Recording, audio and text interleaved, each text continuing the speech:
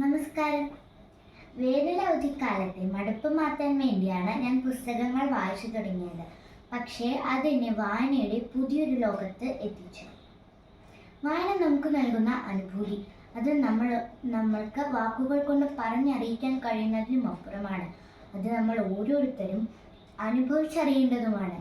വായനാ ദിനവുമായി ബന്ധപ്പെട്ട് ഞാൻ ഡിറ്റക്റ്റീവ് അമ്മു എന്ന പുസ്തകത്തെയും S.R. ലാൽ എന്ന എഴുത്തുകാരനെയുമാണ് നിങ്ങൾക്ക് പരിചയപ്പെടുത്തുന്നത്.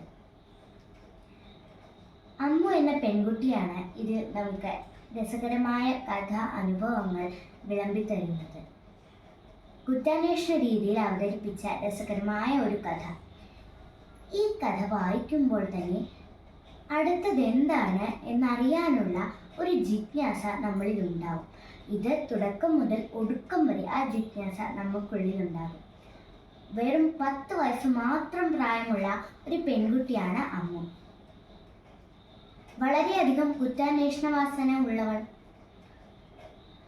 വീട്ടിലെ കാണാതെ പോയ കോഴിയെ കണ്ടുപിടിക്കുന്നതോടെ അമ്മുവിൻ്റെ കുറ്റാന്വേഷണ പരമ്പരയിലെ ആദ്യത്തെ വിജയം ഉണ്ടാവുകയാണ്.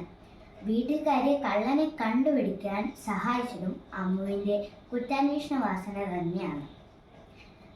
വീട്ടിലെ കറവ പശുവിൻ്റെ കുട്ടിയെ കാണാതെ പോയപ്പോൾ അത് കണ്ടുപിടിക്കാനും അമ്മുവിൻ്റെ കുറ്റാന്വേഷണ വാസന സഹായിച്ചു.